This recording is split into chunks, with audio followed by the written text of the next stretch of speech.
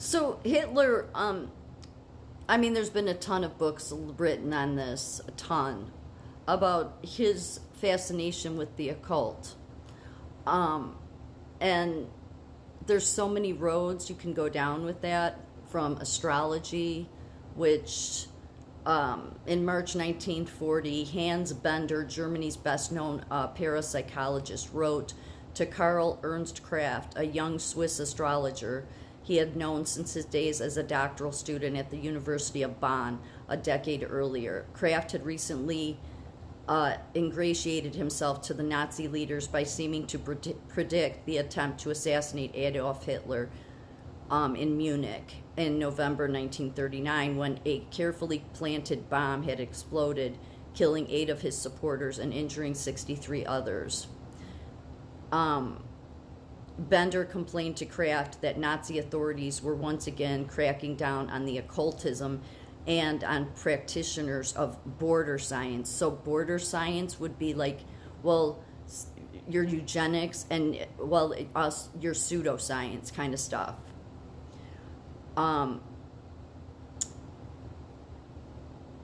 So for border science, the study of supernatural forces that supposedly rested on the border between the real and unseen world, encompassing such pseudoscience as astrology, clairvoyance, graphology, palm reading, mind reading, mediums, and telepathy. Bender worried that the well of Nazi financial support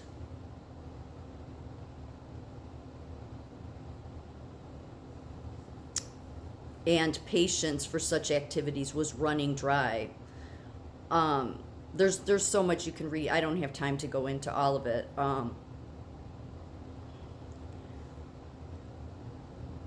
And really, many have written about how they used dowsing. So this would be dowsing. But they used all sorts of stuff, the seances, and I guess that Hitler was very superstitious.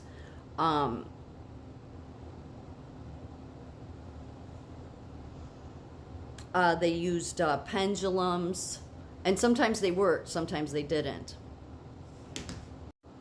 When it came to the pendulum, and that's where the swinging pendulum, there was a whole pendulum institute that a lot of this stuff came from. It's still around, but a lot of they used astrology in like newspapers and stuff for a lot of their propaganda, and other ways. And basically, the writer of one of these books about this, who investigated all of this, and a lot of people have investigated it, but he says it's like there was the 3 strands all coming together. That would be your occultism, pagan religion, border science, which would be your eugenics. That really together, all 3 of those ended up in many ways leading to the Holocaust. A lot of the eugenic science, left scientists that, believed in actual science, sort of like, what are you doing? Like this author had went on to talk about how, he says, ultimately most of it's pseudoscience. Most of it is pseudoscience. It doesn't really work. It's not predictable. But the reason it didn't expand is because mainstream biologists and anthropologists were like, what are you doing with the syphilis experiment? You haven't proved anything. And most of the scientists, this is what you need. You needed to base things on evidence, obviously. And double-blind tests and everything we know that science does to be legitimate. And the eugenics is all based on a specific race that's important, which in this case was the Aryan race. And then even this was an article in 2020 that appeared, or summer of 2020, that appeared in the Quarterly Journal of Military History with the headline "Obsessed with the Occult." And as you can see, Hitler's obsession with the occult. And then obviously there it says killer instinct. This man taught thousands of U.S. Army Rangers how to fight dirty in World War II. And this was 2020. So, I mean, I think it's safe to say that I don't know how people cannot see that what happened in that time was just straight up evil. And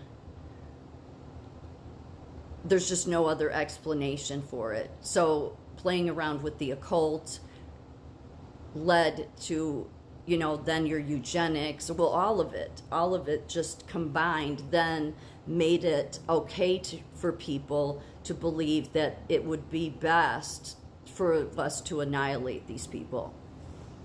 And the other thing is that, well, the Nazis had portrayed themselves as allies to the Arabs in their struggle against British and French colonialism, presenting Germany as a liberator of oppressor peoples in the Middle East and North Africa. See, that's what gets me, is like, why does America get pulled into that? So like is it just because you had issue with the Brits, so then you blame America?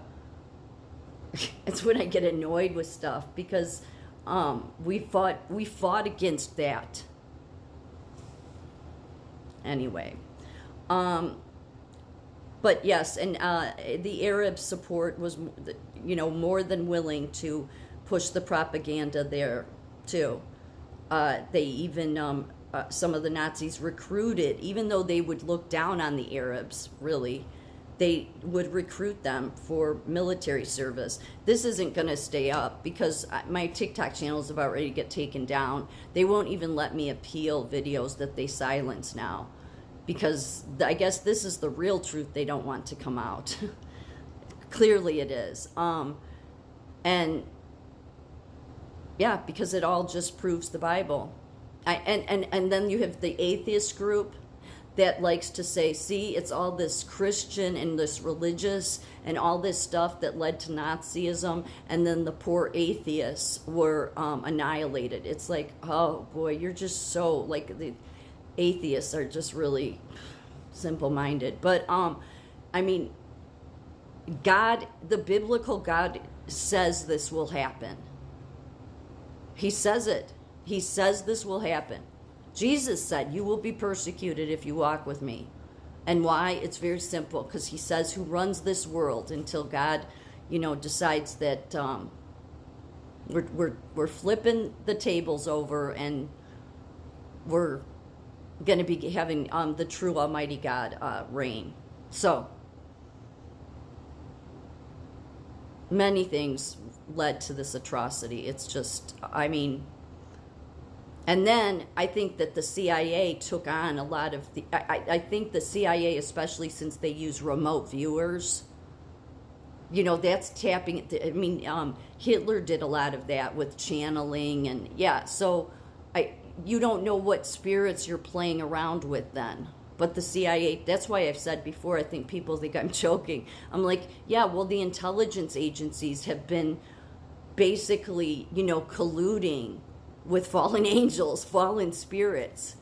Yeah, there's a reason that God said not to mess around with this stuff, and people think the Bible's a myth. I'll never get it.